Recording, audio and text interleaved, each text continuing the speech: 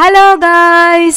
இன்னைக்கு நம்ம சேனல்ல என்ன ரெசிபி பார்க்க போறோம்னா தமிழ்நாட்டுல ரொம்பவே ஃபேமஸான ஸ்வீட் ரெசிபி கோதுமை ஹல்வா தான் பார்க்க போறோம். அதுக்கு முன்னாடி சேனல் இன்னும் சப்ஸ்கிரைப் பண்ணலனா சப்ஸ்கிரைப் பண்ணிக்கோங்க. வாங்க வீடியோக்குள்ள போலாம். கோதுமை ஹல்வா வந்து நிறைய பேருக்கு ரொம்பவே பிடிக்கும். அதை வந்து ஆனா வீட்ல நிறைய பேருக்கு செய்ய தெரியாது. அதை எப்படி பேக்கரி ஸ்டைல்லயே செய்யறதுன்றத இந்த வீடியோல பார்க்க போறோம். வாங்க வீடியோக்குள்ள போலாம். ஃபர்ஸ்ட் வந்து 1 கப் கோதுமை மாவு நல்லா சலிச்சிட்டு ஃபைன் பவுடரா ஆட் பண்ணிக்கோங்க. இதுக்கு வந்து தண்ணி அளவெல்லாம் கிடையாது. நல்லா வந்து ஒரு 5 கப் அளவுக்கு மட்டும் ஊற்றிக்கலாம். அதுக்கு மேலே ஊற்றினாலும் சரி கம்மியாக ஊற்றினாலும் சரி. இது வந்து நம்ம ஜஸ்ட் வந்து ஊற தான் வைக்க போகிறோம். இப்போ வந்து இதை நல்லா மிக்ஸ் பண்ணி விட்டுக்கிறேன். நிறைய பேர் இதை வந்து மாவு பிசைஞ்சு ஊற வைப்பாங்க. அப்படியே நீங்கள் ஊற வைக்கலாம். இல்லைன்னா இந்த மாவை இந்த மாதிரி கரைச்சிட்டு டைரெக்டாக நீங்கள் ஊற வச்சு எடுத்துக்கலாம். நான் இங்கே வந்து டைரெக்டாக ஊற வைக்க போகிறேன். இப்போ வந்து இதை நல்லா மிக்ஸ் பண்ணி விட்டுக்கலாம். இதை வந்து ஒரு 8 to 10 மணி நேரம் நல்லா ஊற வச்சு எடுத்துக்கலாம். இப்போ வந்து பார்த்தீங்கன்னா நல்லா ஊறிடுச்சு. பார்த்தீங்கன்னா மாவு நல்லா புளிச்சிருச்சு. இப்போ பார்த்தீங்கன்னா தெரியும் நொர நொறையாக மேலே நிற்கும். இப்போ வந்து இதில் இருக்கிற நுரையெல்லாம் நல்லா தள்ளி விட்டுருங்க. தள்ளி விட்டுட்டு அந்த தண்ணியை நல்லா வடித்து எடுத்துருங்க. ஏன்னா அந்த தண்ணியில் வந்து ரொம்ப புளிப்பு தன்மை இருக்கும். ஸோ வந்து அல்வா புளிச்சிரும். இப்போ வந்து நல்லா அந்த தண்ணியை வந்து வடித்து எடுத்துக்கலாம். நீங்கள் சம்பா கோதுமை வச்சுருந்தீங்கன்னா அதை கூட அரைச்சிட்டு கப்பியெல்லாம் எடுத்துகிட்டு நல்லா ஊற வச்சு எடுத்துக்கலாம். அது உங்கள் விஷ் தான். இல்லைனா மாவு வச்சுருந்தீங்கன்னா சப்பாத்தி மாதிரி பிசைஞ்சிட்டு அதை வந்து ஊற வச்சு கூட எடுத்துக்கலாம். அது உங்கள் விஷ் தான். எப்படினாலும் செஞ்சுக்கலாம். இப்போ பார்த்தீங்கன்னா நல்லா வடித்து எடுத்துட்டு நல்லா மிக்ஸ் பண்ணி விட்டுக்கோங்க. நல்லா மிக்ஸ் பண்ணிவிட்டு புதுசாக தண்ணி நம்ம ஊற்றிக்கலாம். ஒரு 3 கப்பு தண்ணி ஊற்றிட்டு நல்லா மிக்ஸ் பண்ணி விட்டுக்கோங்க. மிக்ஸ் பண்ணி விட்டு ஒரு 10 to 15 நிமிஷம் அப்படியே விட்டுட்டிங்கன்னா நல்லா செட்டில் ஆயிரும். கீழே திரும்ப வந்து தண்ணியை வந்து வடித்து எடுத்துக்கலாம். ஏன்னா மேலே நொர நொறையாக இருக்குது. அதெல்லாம் நல்லா வடித்து எடுத்துக்கலாம். நீங்கள் எப்படி செஞ்சாலும் அந்த கப்பியெல்லாம் ரிமூவ் பண்ணிடுங்க. நல்லா ஃபில்டர் பண்ணி எடுத்தால் தான் அல்வா கன்சிஸ்டன்சி கரெக்டாக வரும். இல்லைனா நரன்னு இருக்கிற மாதிரி இருக்கும். இப்போ திரும்ப நான் 1 கப் தண்ணி ஆட் பண்ணிவிட்டு நல்லா மிக்ஸ் பண்ணிவிட்டு சலடையை வச்சு நல்லா வடித்து எடுத்துக்கிறேன். ஏதாவது இம்ப்யூரிட்டிஸ் இல்லைனா கப்பி ஏதாவது இருந்துச்சுன்னா அதில் எடுத்துக்கலாம். நல்லா சின்ன சலடையாக எடுத்துக்கோங்க.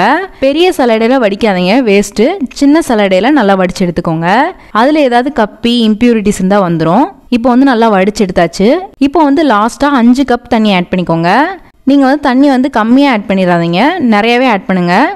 இப்போ 5 கப் தண்ணி ஊற்றிட்டு நல்லா மிக்ஸ் பண்ணி விட்டுக்கலாம். இப்போ வந்து ஒரு பேன் எடுத்துக்கோங்க. அதில் வந்து 1 கப் சர்க்கரை ஆட் பண்ணிக்கோங்க. இதை வந்து தண்ணி எதுவுமே சேர்க்காம ட்ரையாக ரோஸ்ட் பண்ணிக்கோங்க. அது வந்து நீங்கள் ட்ரை ரோஸ்ட் பண்ண கேரமலைஸ் ஆகிடும். நல்லா தேன் கலரில் வரும். அப்போ வந்து நீங்கள் கோதுமை பால் வந்து ஆட் பண்ணிக்கலாம். பாருங்கள் இப்போ நல்லா கரைஞ்சி வந்துட்டுருக்கு.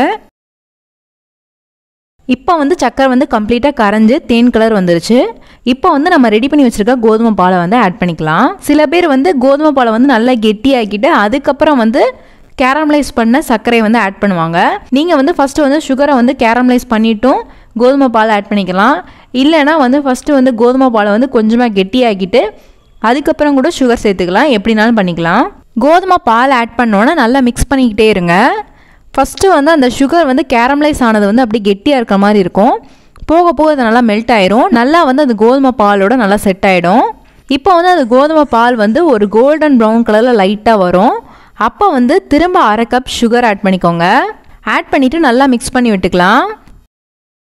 இப்போ வந்து ஒரு 10 நிமிஷம் கழித்து 1/4 கப் நெய் ஆட் பண்ணிக்கோங்க. இப்போ நான் ஆட் பண்ணியிருக்க நெய் வந்து ரொம்ப கெட்டியாக இருக்குது. நீங்கள் நல்லா மெல்ட் பண்ணி கூட ஆட் பண்ணிக்கோங்க. இப்போ நல்லா மிக்ஸ் பண்ணி விட்டுக்கலாம். மொத்தமாக 1/2 கப் நெய் எடுத்து வச்சுக்கோங்க. அதை வந்து கொஞ்சம் கொஞ்சமாக ஆட் பண்ணி நல்லா மிக்ஸ் பண்ணி விட்டே இருங்க. மொத்தமாக 1/2 கப் அப்படியே ஊற்றிடாதீங்க. இப்போ வந்து நல்லா கிண்டிக்கிட்டே இருங்க. கொஞ்சம் கொஞ்சமாக நெய்யை ஆட் பண்ணி நல்லா கிண்டிக்கிட்டே இருங்க. இதை வந்து நீங்கள் கிண்டும் போது இடையில வந்து ஸ்டாப் பண்ணிடாதீங்க. கீழே வந்து பேனில் வந்து பிடிச்சிரும். ஸோ வந்து இதை வந்து ஹல்வா வந்து கிண்டிக்கிட்டே தான் இருக்கணும்.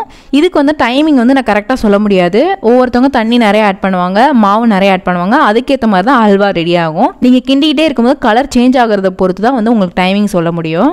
லாஸ்ட்டாக வந்து உங்களுக்கு டார்க் ப்ரௌன் கலரில் வரும். அப்போ வந்து முந்திரி பருப்பு வந்து உடச்சி ஆட் பண்ணிக்கோங்க. இல்லை முழுசாக ஆட் பண்ணாலும் ஓகே தான். இப்போ வந்து நல்லா மிக்ஸ் பண்ணிக்கிட்டே இருங்க.